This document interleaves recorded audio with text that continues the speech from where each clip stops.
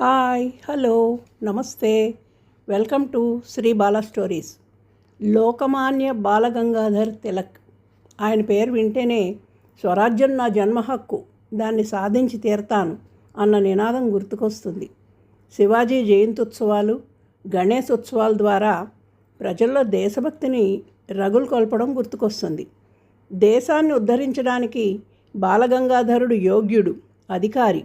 ఆయన లాంటి దేశప్రేమికుడు, దేశభక్తుడు మనకు లభింపరేమో అని షేగాంలోని గజానన్ మహారాజు ప్రశంసించిన తిలక్ 1856 సంవత్సరంలో జూలై 23న బొంబాయి దగ్గర రత్నగిరిలో జన్మించారు. తండ్రి గంగాధర్ రామచంద్ర తిలక్ పండితుడు, ఉపాధ్యాయుడు. తిలక్ చిన్నతనం నుండి తండ్రి వద్దే అనేక విషయాలు నేర్చుకున్నాడు. మెట్రిక్ చదువుతున్నప్పుడే సత్యభామ అనే 10 సంవత్సరాల బాలికతో వివాహం జరిగింది. 1877లో గణితం, తర్వాత ఎల్ఎల్బి పట్టా పుచ్చుకున్నాడు. తిలక్కి మంచి ప్రభుత్వ ఉద్యోగం వస్తుంది, అయినా వద్దనుకుని దేశ సేవకి కృషి చేశారు. ప్రజల్లో స్వాతంత్ర భావనలు వికసింపచేసి స్వాతంత్ర పిపాసను రగిలించి దేశభక్తిని వారి హృదయాల్లో నాటాల్సి ఉండడంతో తిలక్ విద్యా సంస్థల ద్వారా దీన్ని సాధించాలనుకున్నాడు.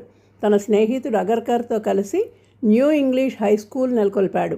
విష్ణుశాస్త్రి, చిప్లంకర్ కూడా కలిశాడు.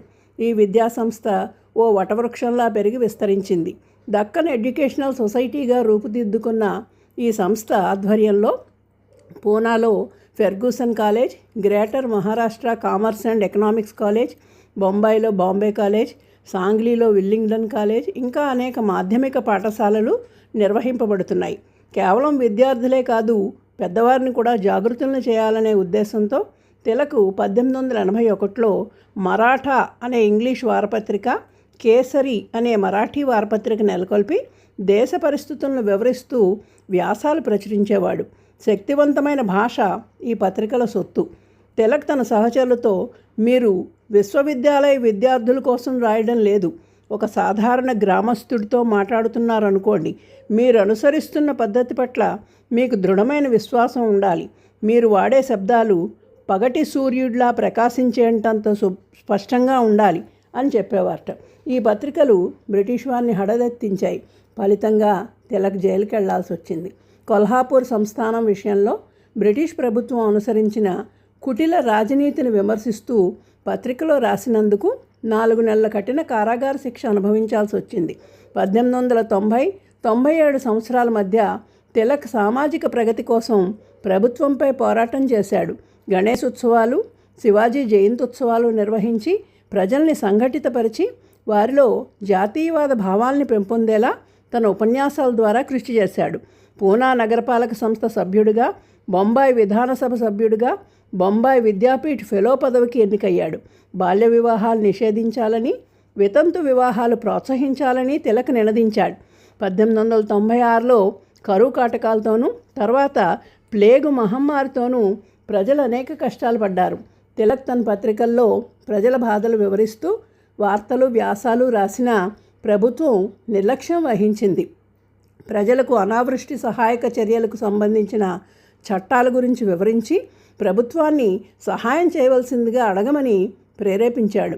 పైగా అదే సమయంలో విక్టోరియా మహారాణి పట్టాభిషేక వజ్రోత్సవాల నిర్వహణకు ప్రభుత్వం ప్రయత్నాలు చేసుకుంటోంది. చివరికి ప్లేగు నివారణకు ర్యాండ్ అనే ప్రత్యేక అధికారిని నియమించింది. ఇతను దారుణంగా ప్రవర్తించడంతో రెచ్చిపోయిన ఓ యువకుడు కాల్చి చంపాడు. ఈ ఉదంతాన్ని ప్రభుత్వానికి పిచ్చెక్కిందా అన్న శీర్షికతో కేసరిలో రాయగా తిలక్ బయట ఉంటే తమ ఉనిక్కే ప్రమాదమని ప్రభుత్వం 1897లో ఆయన్ని నిర్బంధించి 1.5 ఏళ్ల కఠిన కారాగార శిక్ష వేసింది. జైల్లో సరైన సదుపాయాలు ఉండేవి కావు. పైగా ఖైదీల చేత అనేక పనులు చేయించేవారు. కొబ్బరిపీచుతో తాళ్లు పేని తిలక్ వేళ్లు బొబ్బలెక్కాయట. తిలక్ని విడుదల చేయాలని ప్రపంచం నలుమూలల నుండి రాజకీయవేత్తలు ప్రభుత్వానికి విజ్ఞప్తి చేయడంతో ప్రభుత్వం ఎటువంటి వార్తలు రాయకూడదు అన్న షరతు విధించింది. అందుకు తిలక్ ఒప్పుకోలేదు. చివరికి ప్రభుత్వం శిక్షాకాలం తగ్గించింది. 1885లోనే అఖిల భారత కాంగ్రెస్ స్థాపించబడినప్పటికీ తిలక్ 1890లో చేరాడు. అప్పటి కాంగ్రెస్ నాయకులు అనుసరిస్తున్న ప్రేయర్, పిటిషన్, ప్రొటెస్ట్ విధానాలను తిలక్ వ్యతిరేకించాడు.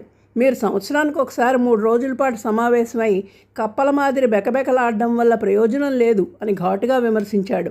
బ్రిటిష్ వారిని స్వాతంత్రం కోసం యాచించడం మంచిది కాదు, మనమే దాన్ని కష్టపడి సంపాదించుకోవాలని ఉద్బోధించాడు. యువకులకి ఇది నచ్చి ఆయన అనుసరించారు. తిలక్, బిపిన్ చంద్రపాల్, లాలా లజపతి రాయ్లు లాల్ బాల్ పాల్ అనే అతివాద నాయకత్రయంగా పిలువబడ్డారు. కాంగ్రెస్ 1907 సూరత్లో జరిగిన సమావేశంలో మితవాదులు, అతివాదులు అని 2 వర్గాలుగా విడిపోయింది. తిరిగి ఇది 1916 లక్నో సమావేశంలో ఏకమయ్యింది. స్వరాజ్యం, స్వదేశీ, బహిష్కరణ, జాతీయ విద్య అని 4 లక్ష్యాలు తిలక్ ప్రచారం చేశారు. దీనికి కాంగ్రెస్ కూడా ఆమోదించింది. 1905 బెంగాల్ విభజన వ్యతిరేకోద్యమం స్వదేశీ ఉద్యమంగా ఊపందుకుంది.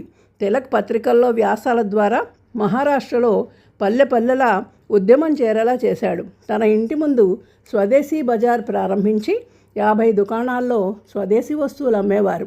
బెంగాల్లో ఉద్యమం ముమ్మరంగా సాగుతున్నప్పుడు అక్కడి జిల్లా మేజిస్ట్రేట్ హత్యకు గురయ్యాడు. ఉద్యమం అణచడానికి ప్రభుత్వం కఠినంగా వ్యవహరించింది. తిలక్ దేశ దౌర్భాగ్యం పేరుతో కేసరిలో రాసిన వ్యాసం సాకుతో ప్రభుత్వం ఆయన్ని దేశద్రోహిగా చిత్రించి 6 సంవత్సరాలు దేశ బహిష్కరణ శిక్ష వేసి బర్మాలోని మాండలే జైల్లో నిర్బంధించింది. ఈ కాలంలో తిలక్ గీతా రహస్యాన్ని రచించాడు. చదవడం, రాయడం అలవాటుగా చేసుకొని ఫ్రెంచ్, జర్మన్ భాషలు నేర్చుకున్నాడు. ఆయన జైల్లో ఉన్నప్పుడే భార్య మరణించింది. 1914 జూన్ 8న తిలక్ విడుదలయ్యాడు. ప్రజలు ఆయన్ని మర్చిపోలేదు. అనేక సంస్థలు ఎన్నో సన్మాన సభలు ఏర్పాటు చేశాయి. 1916లో స్వాతంత్ర సాధనే ఏకైక లక్ష్యంగా హోమ్ రూల్ లీగ్ స్థాపించి ఒక ఆంగ్లేయుడికి ఇంగ్లాండ్లో ఎంతటి స్వేచ్ఛ ఉందో అంతటి స్వేచ్ఛ భారతీయుడికి భారతదేశంలో లభించాలి అంటూ సంస్థ లక్ష్యాలు వివరించారు. అదే సమయంలో శ్రీమతి అనీ బెసెంట్ మద్రాసులో హోమ్ రూల్ లీగ్ సంస్థ స్థాపించి ఉద్యమాన్ని ప్రచారం చేశారు. అయితే 1917లో భారత రాజ్య కార్యదర్శి మాంటేగు ఆగస్టు ప్రకటన చేస్తూ భారతీయులకు స్వయంపాలన ఇవ్వడమే తమ ప్రభుత్వ ఉద్దేశమని, ఎప్పుడు ఎలా ఇవ్వాలన్నది ప్రభుత్వమే నిర్ణయిస్తుందని ప్రకటించాడు. మొదటి ప్రపంచ యుద్ధం జరుగుతున్న రోజులవి. మాంటేగ్ ప్రకటన ఆశలు కల్పించడంతో హోమ్ రూల్ ఉద్యమం నిలిపేశారు. ఇంగ్లాండ్ నుండి చిరోల్ అనే జర్నలిస్టు భారతదేశానికి వచ్చినప్పుడు తిలక్ నిర్వహిస్తున్న ఉద్యమాన్ని చూసి ఆయనపై తప్పుడు వ్యాఖ్యలు చేసి సాయుధ విప్లవ నాయకుడు అని ఆరోపించాడు. తన ప్రతిష్టకు భంగం కలిగించిన చిరోల్పై పరువు నష్టం దావా వేసి కేసు గురించి ఇంగ్లాండ్కు వెళ్ళాడు తిలక్. 13 నెలల పాటు అక్కడే కేసు పని మీద ఉన్న భారతదేశ దుర్భర పరిస్థితులు అక్కడ వారికి వివరించాడు. ప్రపంచ యుద్ధం ముగిసినా ప్రభుత్వం తన హామీలు చెల్లించకపోగా మరింత చుల్లును చెలాయించింది. జలియన్వాలాబాగ్లో అమాయకులపై జరిపిన హత్యాకాండ తెలియగానే తిలక్ భారతదేశానికి తిరిగి వచ్చాడు.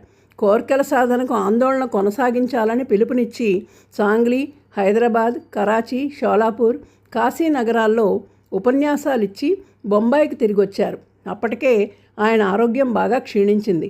1920 ఆగస్టు 1న తిలక్ కన్ను మూశారు. తిలక్ పార్థివ దేహాన్ని మహాత్మా గాంధీ, లాలా లజపతి రాయ్, షౌకత్ అలీ తదితర నాయకులు మోశారు. 2 లక్షల మందికి పైగా అంతిమయాత్రలో పాల్గొన్నారు. దృఢ నిశ్చయంతో తన జీవితాన్ని దేశ సేవకే వినియోగించారు. ఆయన జీవితం తెరిచిన పుస్తకం. దేశ ప్రజల కోసమే జీవించిన తిలక్ని భావి పౌరులు సర్వదా సాదరంగా స్మరిస్తూనే ఉంటారని మహాత్మా గాంధీ అన్నారు. ఫాదర్ ఆఫ్ ఇండియన్ అన్రెస్ట్ అని పిలువబడ్డ తిలక్ అతి సాధారణ జీవితం గడిపేవారు. ఏ ఆశ లేకుండా దేశం కోసమే గడిపారు.